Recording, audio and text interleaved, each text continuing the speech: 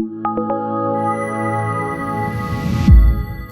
everybody, my name is Etienne de Bruin and I'm coming to you today to talk to you about something that I find really helpful, especially when you are working with a CEO who has technical chops and who is kind of a hands-on CEO when it comes to product or coding or very strong opinions about where things need to go. What you'll get from this presentation is how to bring the best out in your CEO or in your VP of product or in people that have strong opinions about what technology you need to build. I know that the challenge is that I have my domain, you have your domain. If you stick to what you do best, then things will be great. If I stick to what I do best, things will be great. And I think that is true when you talk about the day-to-day operations.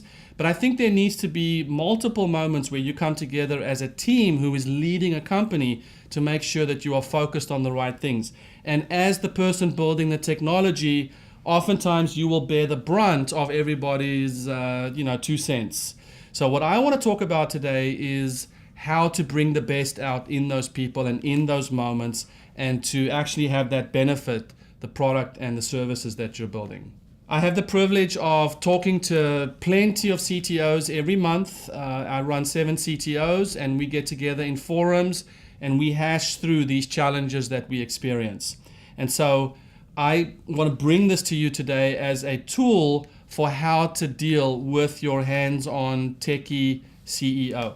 I think a lot of times our personalities, we will kind of check out or we will defer ownership and we will just say, okay, well, just tell me what needs to be done and I'll get it done.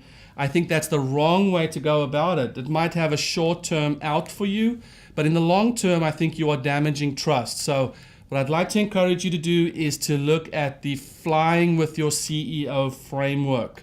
So I'm going to draw a runway. I want you to imagine that this is the runway and that this is the moment in time where you have a choice as to whether you are going to engage this conversation or not. I think that we all are trained and we all think about, okay, I just have to get out of this moment in order to avoid any more ideating or any more conversations that could potentially mean more work or even worse, some scope creep. Especially with a CEO who is a vision CTO, a CEO, there's something that you really want to harness, but you don't want to have overpower your own process. So imagine this is the runway. Imagine this is the point where you can decide to leave the office or leave the meeting. I am going to suggest that you strap on your seatbelt and that you start the taxiing process. So strap on the seatbelt and start the taxi. Once you have indicated that you are willing to participate in this conversation, you got to brace yourself because there will be a steep takeoff. So takeoff is, depending on your CEO or your VP product or sales, could have a lot of hand waving, a lot of if this then that, a lot of sound effects, worst case scenario. But you are indicating that you are listening, that they are being heard, and that you are interested in what could come out from this. So you're in the takeoff mode. Then your goal as the CTO or as the tech builder is to get this plane to cruise control. What I would recommend is, if this was hand waving, let this be whiteboarding. So either you or your executive could go to the whiteboard and say, I love what you're doing. I love what you're saying. I don't quite get it, and I may have some other opinion about it. So you're not being disingenuous.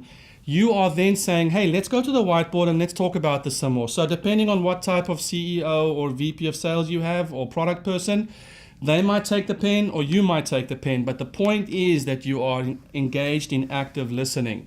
So with the whiteboarding, I think certain things are going to come clear. Certain things are going to be said where the CEO might say, oh, I didn't actually think about this module or that module.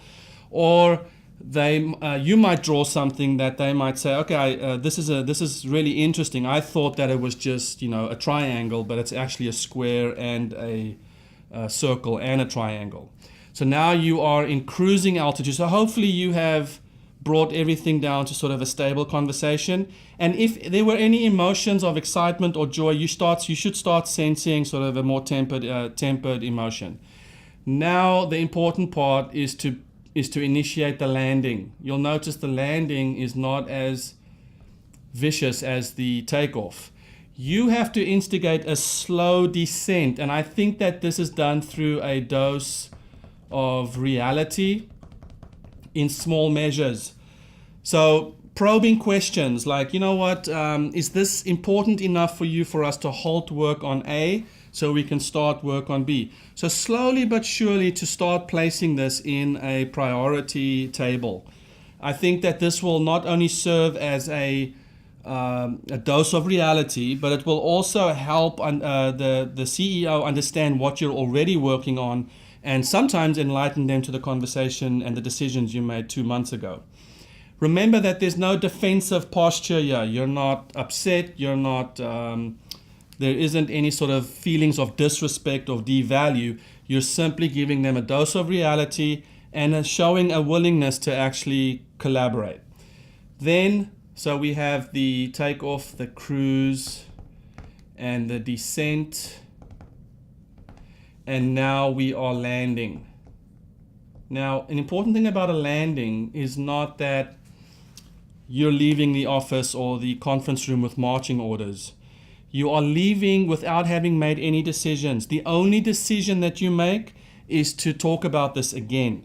So potentially say, you know what, I look forward to collaborating with you on this, or collaborating with my team on this, and we will do some further exploration. So I think, and especially what I used to do, is I used to, just to get out of the conversation, I used to say, okay, I'll look into it. And there's nothing more demoralizing than having 5, 6, 7, 8, 9, 10 of these things, these fish hooks that sort of are unresolved conversations. So through this, you are showing a willingness to collaborate, to listen, and you're actually probably being, the emotionally intelligent person in the room if you're able to facilitate this conversation. So let me just go through this again quickly. Your temptation might be to say, well, you know what, we had a rough takeoff, so we're not going to be able to get to cruise level altitude. Or if any one of these phases goes awry, you might give up on the whole process. My recommendation to you is try and imagine a real plane scenario.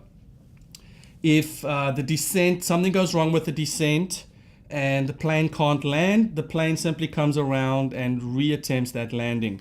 And I would recommend, and I don't know if this, this isn't 100% foolproof, obviously, because you could take off and crash, but I would recommend you just imagine how you could take another go at the landing process. You might find that if you, while you're cruising, you might descend and then go up again. These things are all fine. I think the biggest challenge for you as the CTO is to try and bring this plane to a safe and amicable stop.